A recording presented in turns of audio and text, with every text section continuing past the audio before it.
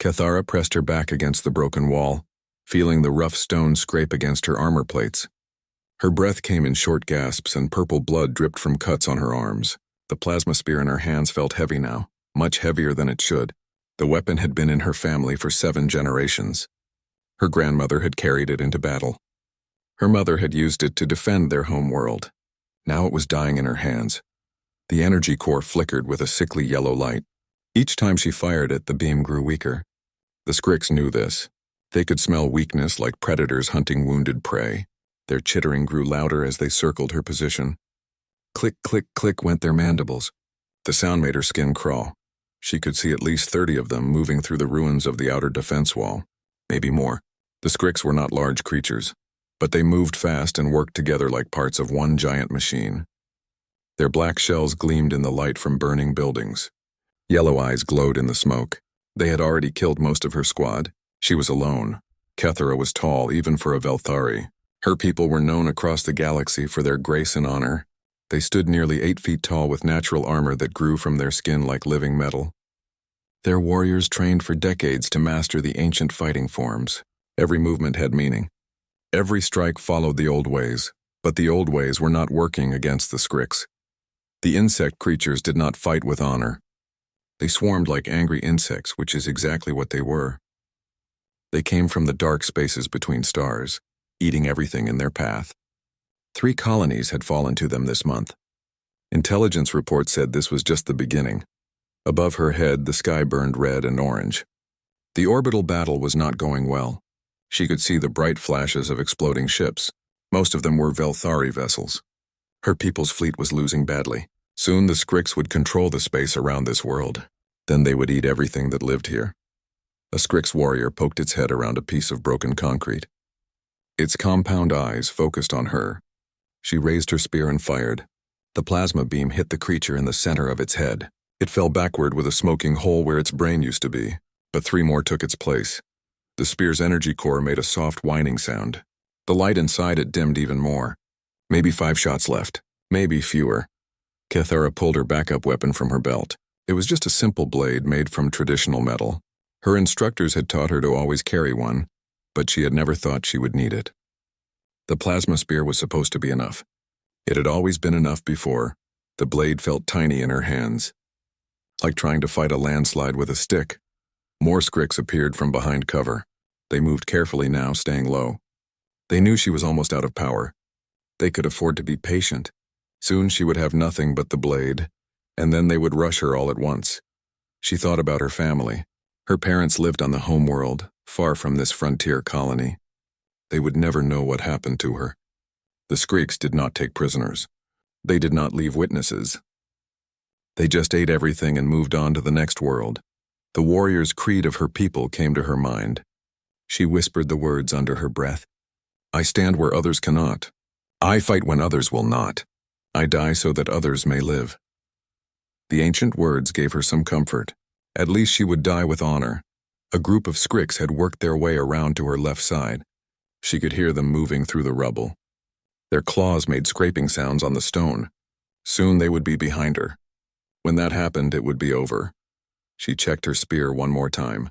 3 shots left. 4 at most. Not enough to kill all of them, but enough to take some with her. Another Scrix showed itself. She fired. The beam barely had enough power to burn through its shell. The creature screamed and fell, but it was still moving. Dying, but not dead yet. 2 shots left. The chittering grew louder. They were talking to each other in their bug language. Making plans. She could not understand the words, but she knew what they meant. Time to finish the lone defender. Time to move on to the civilians hiding in the shelters. Cathara stood up slowly. Her legs shook with exhaustion, but she forced herself to be steady. If she was going to die, she would die standing. She would charge them with her blade raised. Maybe she could kill 2 or 3 before they brought her down. It would not change anything, but it would be honorable. The Scrix sensed her movement. They started to close in. Black shapes moving through the smoke and dust. Yellow eyes reflecting the light from fires. Mandibles clicking with hunger. She raised her blade and took a step forward. The metal caught the light from her spear's dying energy core. It was a good blade. Sharp and strong. It would serve her well in these last moments. A Scrix warrior stepped into the open. It was larger than the others, with scars on its shell. A veteran. It hissed at her and raised its own weapons, curved blades that grew from its arms like living swords. She fired her spear one more time. The beam struck the veteran in the chest but barely made a mark. The energy core gave a sad little pop and went dark. The weapon was dead. Kythera dropped the useless spear and gripped her blade with both hands. The Scrix veteran smiled, if bugs could smile. It knew she was finished. All around her, more Scrix appeared. They had been waiting for this moment. Now they would attack all at once. She would die in seconds. She whispered the warrior's creed one more time. Then she took another step forward. If death was coming, she would meet it head on. The veteran Scrix raised its blade arms and prepared to charge. That was when something screamed through the sky above them. At first, Kythera thought it was another piece of debris from the space battle. Chunks of destroyed ships had been falling all day. But this was different. This was moving too fast and in too straight a line. This was under control. The object hit the ground in the center of the Scrix formation like a meteor. The impact shook the earth and threw dust and rocks in all directions. Several Scrix were caught in the blast and thrown backward. Others were crushed under falling stone. For a moment, everything was quiet except for the ringing in Kythera's ears. The dust cloud was so thick she could not see anything. Even the chittering had stopped. Then something moved in the crater where the object had landed. A shape stood up slowly. It was not very tall, maybe 6 feet. Much shorter than a Velthari. It wore some kind of armor, but the pieces did not match. Some parts looked like Velthari technology. Others looked like Scrix biotech. Still others looked like nothing she had ever seen before. The figure turned toward her, and she saw its face through a cracked helmet visor. The skin was pale, almost white. The eyes were small and close together. Forward-facing, like a predator. The mouth was set in what might have been a smile. The creature spoke, and somehow its words came out in perfect Velthari. "Sorry I'm late. Hope you don't mind if I crash this party." The dust settled slowly around the crater. Kythera stared at the strange creature that had fallen from the sky. It was unlike any species she had ever seen in all her years of military service. The being was shorter than a Velthari, but built differently than any of the other races she knew. Its body looked solid and compact, like it was made for fighting. The armor it wore was the strangest part. Pieces of Velthari technology were bolted next to chunks of Scrix bioarmor. Other parts looked primitive, like they had been hammered out of raw metal by hand. Nothing matched, but somehow it all worked together. Like someone had built it from battlefield scraps. The creature hefted a weapon that was just as mixed up as its armor. Part of it glowed with Velthari plasma technology. Another section had the organic curves of Scrix bioweapons, but the main body looked crude and simple, like something from a much less advanced world. "What are you?" Kythera asked. Her blade was still raised, but she found herself more curious than afraid. The being reached up and touched something on the side of its helmet. The cracked visor slid back, showing its full face. The skin was pale with strange markings around the eyes. The hair on its head was dark and cut short. When it smiled, she could see white teeth that looked sharp enough to bite through metal. "I'm human," it said. "Staff Sergeant Marcus Chen, if you want to get formal about it." Human. She had heard the name before, but only in intelligence reports. They were a new species that had appeared in the galaxy recently. Nobody knew much about them except that they showed up in strange places at strange times. Some reports said they were dangerous. Others said they were helpful. All reports agreed that they were unpredictable. The Scrix had been watching this exchange with what might have been confusion. Their compound eyes tracked back and forth between Kythera and the human. They clicked their mandibles softly, talking to each other in their bug language. Chen turned toward the nearest group of Scrix. His strange smile grew wider. "And you guys must be the Scrix I've been hearing about. Have to say, you're uglier than the pictures." The veteran Scrix that had been about to attack Kythera hissed and stepped forward. It raised its blade arms and chittered something that sounded angry.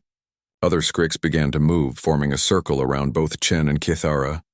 37 of them, Chen said, like he was counting items in a store. "Not bad odds," Kythera stared at him. "Not bad? There are almost 40 of them and only 2 of us." Chen looked at her with those strange forward-facing eyes. "You're thinking like prey," he said. "That's your first mistake." Before she could ask what he meant, the veteran Scrix charged. It moved fast, blade arms extended, aiming for Chen's throat. The human did not try to dodge.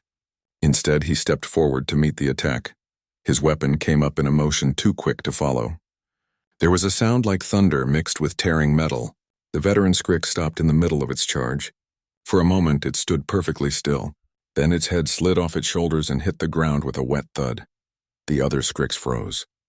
They had never seen anything move that fast. Chen lowered his weapon and looked around at the circle of enemies. Okay, here's how this works. You can all attack me at once and die quickly, or you can come at me one at a time and die slowly. Your choice, the Skriks chittered angrily. They did not like being mocked. 3 of them charged at once, coming from different directions. Chen spun in place, his weapon tracking each target. 3 quick bursts of sound and light. 3 Skriks fell to the ground in pieces. He had not even broken his stride. I vote for quickly, he said. The rest of the Skriks rushed him all at once. Cathara expected to see the human disappear under a wave of black shells and claws. Instead, she watched him dance. That was the only word for it. Chen moved like he was performing some kind of ritual combat dance. He spun and ducked and rolled, always staying one step ahead of the snapping mandibles and slashing claws. His weapon fired constantly, but each shot was aimed with perfect precision. Not one blast was wasted, but it was more than just fighting. Chen used everything around him as a weapon. A broken piece of concrete became a club to smash a Skrik skull. A chunk of twisted metal became a spear to pin one creature to the ground. When his main weapon overheated, he drew a simple knife and kept fighting with that. How? Cathara whispered. She had trained for decades in the warrior arts of her people. She had studied every known fighting style in the galaxy, but she had never seen anything like this. Chen heard her over the sounds of battle. Humans don't fight fair, he called out between strikes. We fight to win. A Skriks tried to attack him from behind. Without looking, Chen grabbed a piece of debris and threw it backward. The chunk of stone hit the creature square in the face and knocked it unconscious. Your people fight with honor, Chen continued, now using his knife to cut through the legs of another attacker. The Skriks fight with numbers. Humans fight with everything. Cathara watched him turn a Skriks' own bioweapon against it. The creature had shot some kind of acid spit at him. Chen dodged and let the acid hit a metal support beam instead. The beam dissolved and fell, crushing 2 more Skriks. Everything is a weapon, Chen explained. Every situation is an advantage waiting to be used. He was right. As she watched, she began to see the pattern. Chen did not just react to the Skriks attacks. He studied them. After only a few minutes of fighting, he was copying their movements. He chittered like they did, confusing them. He used their own coordination signals against them, making them attack each other by mistake. You're learning their language, she said in amazement. Basic stuff, Chen replied. He had just finished using a Skriks mandible as a weapon against its former owner. Took me about 30 seconds to figure out their hand signals. Another minute for the clicking sounds. Bugs are not very creative. More Skriks were falling now. Chen's strange mixed-up weapon had cooled down enough to use again. Each shot took down another enemy. But he did not rely on the weapon alone. When one Skriks got too close, he used his helmet as a club. When another tried to grab him, he let it, then used its own weight to throw it into a wall. Cathara found herself moving forward to help. Her simple blade might not be much, but she could still fight. Chen saw her coming and nodded approval. Stay behind me and watch, he said. Pick up their weapons when they drop them. Skriks biotech works for anyone. She did as he suggested. When a dead Skriks dropped its blade arm, she picked it up. The weapon felt strange in her hands, warm and slightly wet, but it was sharp and strong. Good, Chen said. Now copy what I do, but add your own style. Humans adapt. Felthari improvise. Together we'll be even better. Working together, they finished off the remaining Skriks in minutes. When the last enemy fell, the ruins were quiet except for the distant sounds of the orbital battle. Chen checked his weapon and looked around at the scattered bodies. Not bad for a warm-up, he said. Cathara stared at him.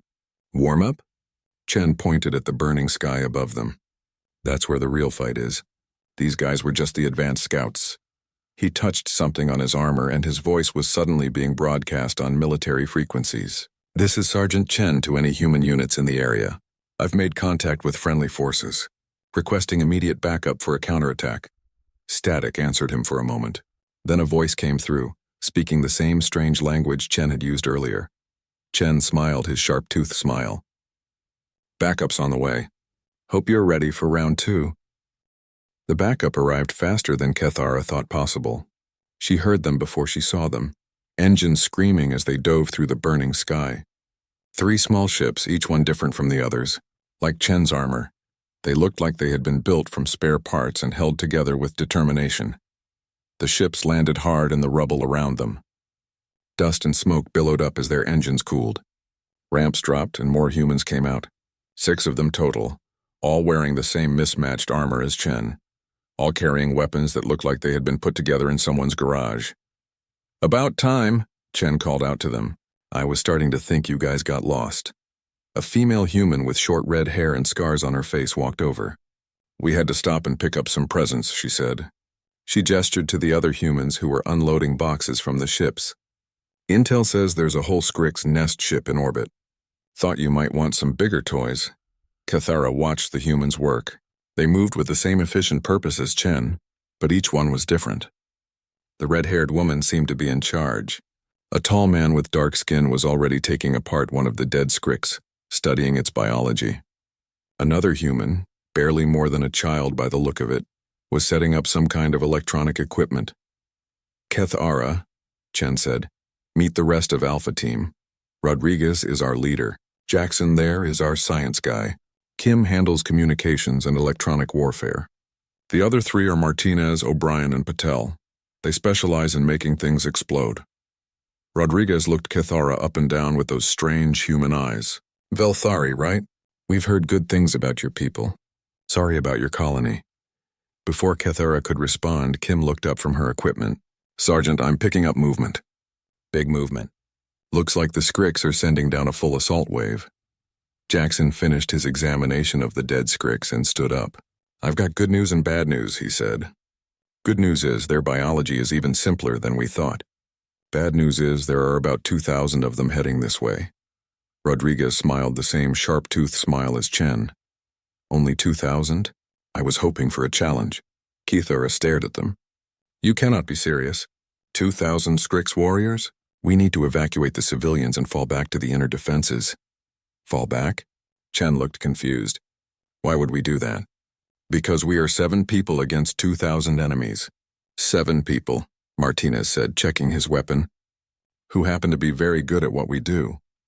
O'Brien was already setting up some kind of device that looked like a cross between a Velthari shield generator and a Scrix bioweapon.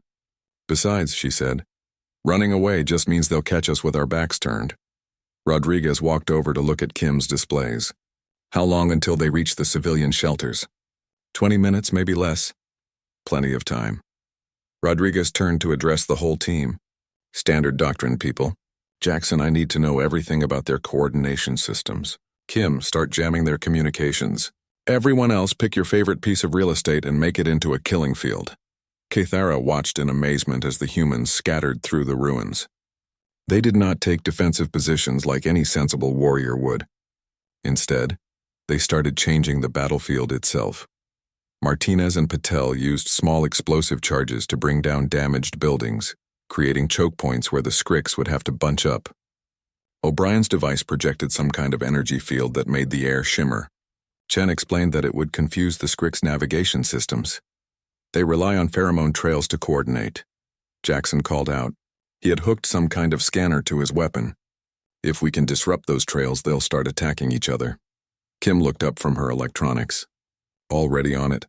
I'm broadcasting false pheromone signals on 17 different frequencies." "What about their visual coordination?" Rodriguez asked. "Working on that too." Kim's fingers danced over strange controls. "I'm using their own biotech against them. Every dead Scrix we've collected is now broadcasting false visual signals." Cathara tried to understand what she was seeing. "You are turning their dead into weapons against the living?" "Waste not, want not," Chen said. He was busy modifying his own weapon with parts from a dead Scrix. "Humans have a saying, if you're not cheating, you're not trying hard enough." The ground began to shake. The Scrix assault wave was getting close. Cathara could hear them moving through the ruins like a tide of clicking death. 2,000 voices chittering in unison. "Contact in 60 seconds, Kim announced. Rodriguez raised her weapon. "Remember, people, we're not here to fight fair. We're here to win ugly." The first Scrix appeared at the edge of the ruined buildings. Then more, then hundreds more. They flowed through the streets like black water, moving in perfect coordination. Their eyes glowed in the smoke. Their mandibles clicked with hunger. "Now," Rodriguez said quietly. All hell broke loose. The humans did not wait for the Scrix to attack. They struck first from 6 different directions at once. Explosives went off in carefully planned sequences, bringing down buildings on top of the advancing enemy. Energy weapons fired from concealed positions, cutting through the Scrix ranks like invisible swords. But that was just the beginning. As the battle continued, Kithara saw the true genius of human warfare. They did not just fight the Scrix, they fought like the Scrix. Kim's false signals worked perfectly. Groups of Scrix turned on each other, thinking their neighbors were enemies. Others wandered in circles, following fake pheromone trails that led nowhere. Still others stopped moving entirely, confused by contradictory visual signals. Jackson had figured out the Scrix weak points and was sharing the information in real time. "Aim for the joint between the head and thorax," he called out. "One shot there and their nervous system shuts down." O'Brien's energy field created a zone of complete chaos. Any Scrix that entered it lost all sense of direction and started attacking random targets. The humans stayed just outside the field, picking off confused enemies one by one. Martinez and Patel had turned the ruins into a maze of deadly traps. Scrix warriors fell into hidden pits lined with their own bioweapons. Others triggered collapsing walls that crushed entire squads. Through it all, Chen moved like a ghost through the battlefield. He had painted his armor with Scrix blood and mud, making himself almost invisible. He struck from the shadows using captured bioweapons to kill enemies who never saw him coming. "This is not warfare," Kithara whispered. "This is art," Rodriguez heard her and laughed. "War is the only art humans are really good at," she said. "We've had a lot of practice." The Scrix tried to adapt. They changed their formation, spread out their forces, sent scouts ahead of the main group. But every time they changed tactics, the humans changed faster. It was like watching a master chess player defeat a computer, not through superior calculation but through pure creative thinking. "How many are left?" Rodriguez asked. Kim checked her displays. "Maybe 300. "They're trying to retreat. Let them go?" "No," Chen said. His voice was cold now, all humor gone. "They came here to eat civilians. They don't get to leave." The humans pursued the fleeing Scrix through the ruins, not to capture them or drive them away, but to finish them off completely. Kithara followed, trying to keep up. She had never seen anything like this level of tactical coordination. Each human fought differently, but they all fought together. Rodriguez provided overall strategy. Jackson gave them scientific analysis. Kim controlled the electronic battlefield. The others created destruction wherever it was needed. By the time the sun set, the Scrix assault wave was gone, not defeated or driven back, but completely destroyed. 2,000 warriors reduced to scattered pieces in the ruins. The humans gathered around their equipment, checking weapons and sharing information. They looked tired but satisfied, like workers who had finished a difficult but necessary job. "Not bad," Rodriguez said. "We'll need to work on our response time, though. Took us almost an hour to finish them off." Chen nodded. "The new bioweapon integration worked well. I think we should add it to standard loadout." Kithara stared at them. An hour. They had destroyed a force that should have taken her entire military unit days to defeat, and they were complaining about their speed. "What are you people?" she asked. Jackson looked up from cleaning his weapon. "We're the galaxy's problem solvers," he said. "When something needs fixing, humans show up and fix it. Whether anyone asks us to or not," Martinez added with a grin. Rodriguez walked over to Kithara. "Your colony is safe for now. But this was just the beginning. The Scrix have a whole fleet up there and they're not going to give up easily." "Then what do we do?" Chen's sharp smile returned. "We go upstairs and have a conversation with them." The human ships were nothing like what Kithara expected. From the outside, they looked like flying junk piles, mismatched hull plates, engines that did not belong together, weapons bolted on wherever they would fit. But when she stepped inside Rodriguez's command ship, she understood that the chaos was planned. Every surface was covered with displays and controls. Information flowed across screens in patterns that hurt her eyes to follow. The humans moved through this maze of data like dancers, each one monitoring dozens of systems at once. "Velthari ships are built for elegance," Chen explained as he helped her into a safety harness. "Human ships are built to work. Big difference." Through the viewport, she could see the orbital battle raging above them. Velthari cruisers, beautiful and deadly, traded fire with the massive Scrix bioships. But her people were losing. The Scrix had numbers, and their ships could regenerate damage almost as fast as they took it. "How many enemy vessels?" Rodriguez asked. Kim was already scanning the battle space. 47 confirmed Scrix ships. 12 Velthari cruisers still fighting. Looks like they've lost at least 6 ships already. Jackson studied the bioship configurations on his screens. The Scrix are using standard hive tactics. One queen ship coordinates everything. Kill that and the rest will fall apart. "Which one is the queen?" Kethera asked. "The big ugly one in the center," Martinez said, pointing at the largest Scrix vessel. It was easily 3 times the size of the biggest Velthari cruiser, covered in organic weapons that pulsed like living tissue. O'Brien shook her head. "We can't get close to that thing. It's protected by the entire fleet." Rodriguez smiled. "Who said anything about getting close?" The human ships accelerated toward the battle. Cathara expected them to take flanking positions like proper military vessels. Instead, they dove straight into the middle of the fighting. "What are you doing?" she asked. "Making friends," Chen replied. Kim was already broadcasting on Velthari military frequencies. "Velthari fleet, this is Human Alpha Team. We're here to help." The response came immediately, spoken in Cathara's native language. "Unknown vessels, you are entering a combat zone. Please withdraw to safe distance." Rodriguez took the communication control.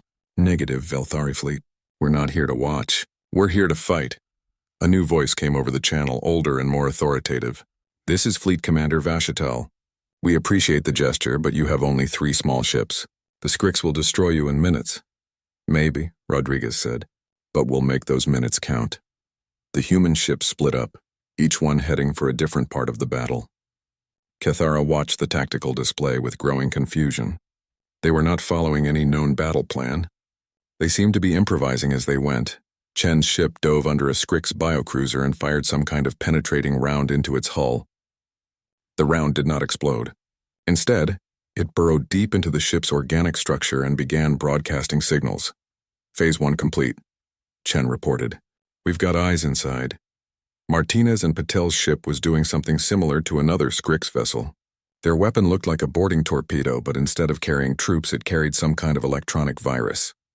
"Phase 2 active," Martinez called out. "Their navigation system is having a bad day." The infected Scrix ship immediately began to drift off course. Its weapons stopped firing in coordination with the rest of the fleet. Other Scrix ships had to adjust their positions to avoid collision. "What did you do?" Cathara asked. Jackson was monitoring the bioship's internal systems through Chen's penetrating round. "We gave their ship computer a migraine. Scrix vessels use biological neural networks to process information. We just introduced some very confusing input." On the tactical display, more Scrix ships were being affected. The electronic virus Martinez had deployed was spreading through their communications network. Ships that had been moving in perfect formation now wandered randomly through space. "They're trying to cut the infected ships out of the network," Kim reported. "But every time they do, we infect another one." Commander Vashital's voice came over the radio again. "Remarkable. How are you disrupting their coordination so effectively?" "Trade secret," Rodriguez replied. "But we're just getting started." O'Brien's ship had been circling the battle, studying the Scrix formation patterns. Now she launched a spread of small objects that looked like metal seeds. They scattered through the enemy fleet and attached themselves to various ships. "Phase 3 deployed," O'Brien announced. "Time to turn up the heat." The metal seeds began to glow. At first, nothing seemed to happen. Then the Scrix ships started to change color. Their dark organic hulls took on a strange silver sheen. "What is that?" Cathara asked. "Nanite paint," Jackson explained. "It makes their bioarmor highly reflective. Now every time they fire their weapons, they'll be shooting at mirrors." The effect was immediate. Scrix ships that tried to fire on Velthari vessels found their own energy beams reflected back at them. Bioweapons designed to eat through enemy hulls began consuming their own ships instead. "Brilliant," Commander Vashital said, "but you still cannot reach the Queen ship. It is too well protected." Rodriguez checked her tactical display. "Maybe we don't need to reach it." "Kim, how's our signal penetration?" "I've got partial access to 17 ships," Kim replied.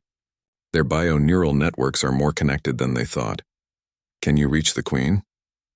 "Give me 5 more minutes." Those 5 minutes were the longest of Cathara's life. The human ships danced through the battle like tiny fish swimming among sharks. They were fast and unpredictable, but the Scrix were beginning to adapt. Several bioships had broken off from the main formation to hunt them specifically. Incoming, Chen warned. 3 hunters closing on my position. Same here, Martinez added. These bugs learn fast. Rodriguez's ship shook as Scrix bioweapons tore at their hull. Armor holding, but not for long. Cathara gripped her safety harness and watched the humans work. Even under fire, they remained calm and focused. This was not their first desperate battle, and it would not be their last. Got it, Kim announced suddenly. I'm into the Queen ship's neural network. What can you see? Everything. Troop deployments, ship movements, strategic planning. They've got invasion fleets heading for 12 more colonies. Rodriguez's expression went cold. Download everything and prepare to transmit to Velthari Command. Then give me full access to their communications. Kim's fingers flew over her controls. Access granted. You're connected to the entire Scrix fleet network.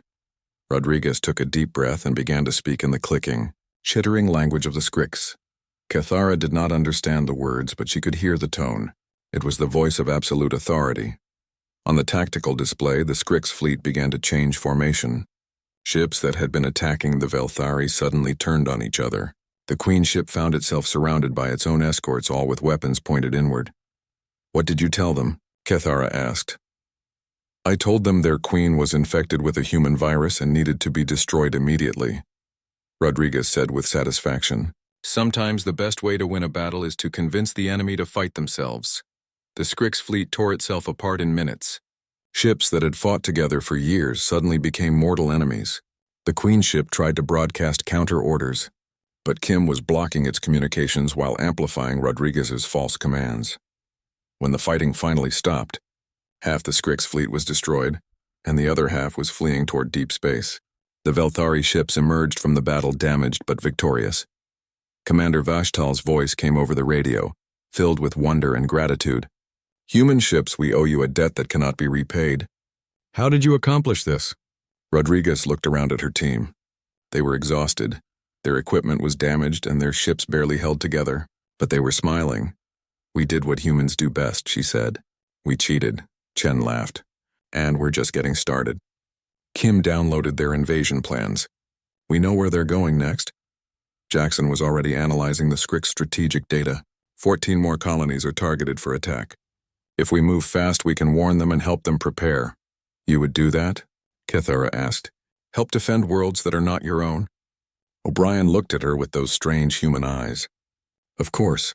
What else would we do? Patel nodded. Someone has to stand up to bullies. Might as well be us. Rodriguez opened a channel to the Velthari fleet. Commander Vashital, we need to talk.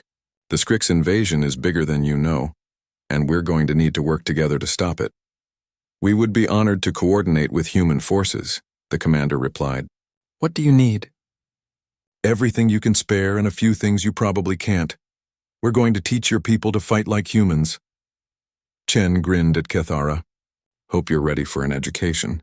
Human warfare is about to become a required course in your military academy. 3 months later, Cathara stood in the command center of the Velthari flagship watching something that should have been impossible. On the tactical display, a mixed fleet of Velthari and human ships was destroying a Scrix invasion force twice their size. The battle was not even close. Target the bioweapon clusters first, she heard herself saying into the communication system. Disrupt their coordination before they can establish formation. The words felt strange in her mouth. 6 months ago, she would have ordered her ships to engage in honorable single combat. Now she was teaching other Velthari commanders to fight like humans. Cathara, Commander Vashital called from across the command center. The humans are requesting permission to begin Phase 3. She looked at the tactical display. The Scrix fleet was already in chaos, their bioships turning on each other as Kim's electronic warfare suite fed them false information. This was the perfect time for the final assault. Permission granted, she said. Tell them to proceed. On the screen, she watched human ships dive through the confused Scrix formation like arrows through smoke. But they were not attacking. Instead, they were deploying something new, a weapon the humans called conversion pods. Each pod attached itself to a Scrix bioship and began the process that Jackson had developed over weeks of careful research. The pods introduced modified human technology into the Scrix bio-neural networks. Instead of destroying the ships, they converted them. Within minutes, a dozen Scrix vessels had stopped fighting entirely. Their weapons powered down, their organic hulls took on a different color, and they began broadcasting surrender signals. Incredible, Commander Vashital said. 3 months ago, we had never taken a single Scrix ship intact. Now we're capturing entire squadrons. Cathara nodded, but her attention was focused on a smaller display showing ground combat on the planet below. Human and Velthari troops were working together to clear out Scrix landing sites. The partnership was working better than anyone had expected. The humans had taught her people to think differently about warfare. Instead of viewing each battle as a test of honor and skill, they approached fighting as a problem to be solved. The most elegant solution was not always the most honorable one, but it was usually the most effective. In return, the Velthari had taught the humans about patience and planning. Human tactics were incredibly effective, but they burned through resources quickly. Velthari strategic thinking helped them make their advantages last longer. Phase 3 complete. Rodriguez's voice came over the communication system. All Scrix vessels are either destroyed or captured. The planet is secure. Cathara allowed herself a small smile. Another world saved. Another Scrix invasion defeated. It was becoming routine, which was both encouraging and disturbing. Chen's voice joined the conversation. We've got prisoners this time. Jackson wants to interrogate them, see if we can learn more about their command structure. That was another human innovation that had shocked the Velthari. Instead of simply destroying all enemies, the humans studied them. They learned from them. They used that knowledge to fight more effectively next time. Approved, Commander Vashital said. Transfer the prisoners to Research Ship Harmony. Dr. Jackson's team is standing by. Cathara thought about how much had changed since that day in the ruins when Chen had fallen from the sky. The human had given her more than just help in a desperate fight. He had given her a new way of seeing the galaxy. Her personal weapon was a perfect example. She still carried a traditional Velthari blade, but it was now housed in a grip made from modified Scrix biotechnology and powered by a human energy cell. The weapon was not as elegant as her old family spear, but it was far more effective. More importantly, her thinking had changed. When faced with a problem, she no longer asked, "What is the honorable solution?" First, she asked, "What is the solution that works?" Honor could come later after the job was done, Cathara, a familiar voice said behind her. She turned to see Chen entering the command center. He looked different now, cleaner, more official. The human military had promoted him after their first few victories, and now he wore the uniform of a major. "Major Chen," she said formally, then smiled. "How was the ground operation?" "Educational," he replied. "Your people are getting good at adaptive tactics." Martinez said the Velthari squad he was working with came up with 3 innovations he had never seen before. That was high praise. Martinez was one of the most creative human fighters Cathara had ever met. If he was impressed by Velthari tactical thinking, it meant her people were truly learning. "Any casualties?" she asked. "Light. 2 humans injured, 1 Velthari with minor bioweapon exposure. Jackson's medical team has everyone stable." Chen walked over to look at the tactical display. The space around the planet was now clear of Scrix ships. The captured vessels were being towed to secure facilities where human and Velthari scientists would study them. 12 more colonies saved, he said. But this is still just the beginning. Our intelligence says the main Scrix fleet is massing somewhere in the dark space between galaxies. When they finally move, it's going to be with everything they have. Cathara nodded. She had seen the same reports. The Scrix were not just raiders anymore. They were preparing for total war. "Are your people ready for that kind of fight?" she asked. Chen was quiet for a moment. "Human history is mostly the story of total wars," he said finally. "We're probably more ready for it than we should be. And after? When the Scrix are defeated, what then?" That was the question that had been bothering her for weeks. The partnership between humans and Velthari worked well in wartime. But what would happen when the fighting stopped? The humans were helpful allies, but they were also dangerous. A species that good at warfare might not be content to remain peaceful forever. Chen seemed to understand her concern. "Humans don't conquer," he said. "We help, we fix problems, we move on. But surely your people want something in return for all this help." Chen smiled his familiar sharp-toothed smile. "We want the galaxy to be a place where species like yours can live in peace. That's payment enough." Commander Vashital approached them. "Major Chen, We've received a priority transmission from Human Command. They're requesting your team for a special mission. What kind of mission? Intelligence has located the main Skrik staging area. They want you to lead a reconnaissance mission to gather tactical data. Chen nodded. When do we leave? As soon as your ships are resupplied. Cathara felt a sudden stab of concern. A reconnaissance mission against the main Skrix fleet? That sounds extremely dangerous, probably, Chen agreed. But someone has to do it. And humans are good at impossible missions. I'm coming with you. Both humans stared at her. Cathara, Commander Vashatal said carefully. You are needed here. The fleet requires your expertise in human tactical coordination. The fleet has learned everything I can teach them, she replied. But I am still learning from the humans. This mission will be educational. Chen studied her with those strange forward-facing eyes. It won't be like the battles we've fought so far. This will be pure reconnaissance. Get in, gather data, get out. No glorious combat. I understand. You might not make it back. I understand that too. Chen was quiet for a moment, then nodded. Okay, but you follow my orders without question. Human lives and mission success come first. Agreed.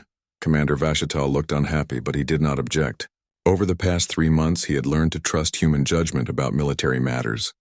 Very well, he said. But I want daily reports. And if the situation becomes too dangerous, you abort the mission immediately. Understood, sir. As Chen walked away to prepare for the mission, Cathara remained at the tactical display. The space around the planet looked peaceful now, but she knew that was an illusion. Somewhere in the darkness between stars, the Skriks were gathering their forces for one final assault. When that battle came, it would decide the fate of a dozen species. The humans had given the galaxy a chance to fight back, but victory was far from certain. She touched the modified weapon at her side and thought about how much she had changed since that day in the ruins. She was no longer just a Velthari warrior fighting for honor. She was something new, a hybrid of 2 different approaches to warfare. Perhaps that was what the galaxy needed. Not pure human ruthlessness or pure Velthari honor, but something that combined the best of both. Something that could fight when fighting was necessary but still remember why the fighting mattered. Ready for another adventure? Chen's voice came from behind her. She turned to see him approaching with his familiar smile and his strange improvised equipment. He looked tired but determined, like someone who had been fighting impossible battles for so long that he had forgotten they were supposed to be impossible. Ready, she said. Together, they walked toward the hangar where the human ships waited. Outside the viewport, stars wheeled slowly in their courses, unaware that the fate of organic life in the galaxy might soon be decided by the actions of a few dozen beings who refused to accept defeat. Behind them, the command center continued its work. Velthari officers used human tactical doctrines to coordinate fleet movements. Human technicians worked alongside Velthari engineers to modify captured Skrix technology. It was a partnership that should not have worked, but did.